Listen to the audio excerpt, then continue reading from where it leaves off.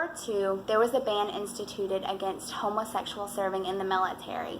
In 1993, President Bill Clinton signed a law stating that homosexuals could remain in the military as long as they were not open about their sexual orientation.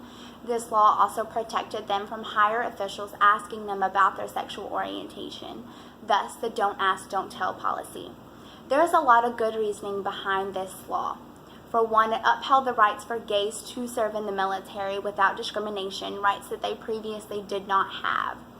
Although giving the rights to homosexuals to serve in the military was a substantial change, I don't believe this policy should be in effect. For one, there are 2 million people in the world that are serving, or in the United States that are serving in our military.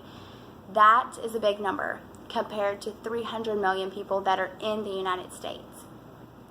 That means that less than of Americans are willing and are able to serve in our military. That is 0.61% to be exact.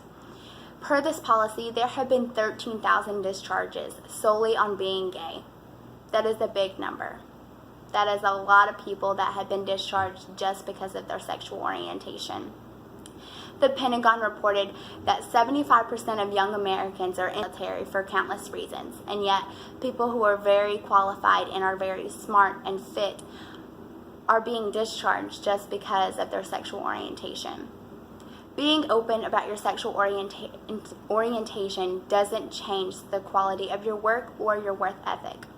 Gay soldiers are willing to sacrifice their life and put their life on the line for other Americans just like me and you. However, they're being discharged and telling that they can't because of who they like. Discrimination is frowned upon in all other aspects of life, in your work, in hospitals, and in schools. People tell like you can't discriminate against sex or gender. Then why are we discriminating against sexual orientation?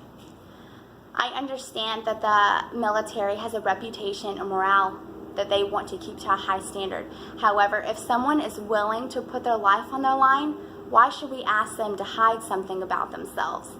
I understand the reasoning behind this policy 100%. However, I don't think it's all the way fair. Barack Obama repealed this policy in September 20th of 2011, but it's still an ongoing battle. There should be less focus on sexual orientation of our service members and more recognition of the demanding work that each one of these individuals face on a daily basis. I myself have been in basic, and I understand how hard it is and the amount of strength that you have to continue on in basic and continue in the military. So I don't understand why people are just being thrown out because of their sexual orientation.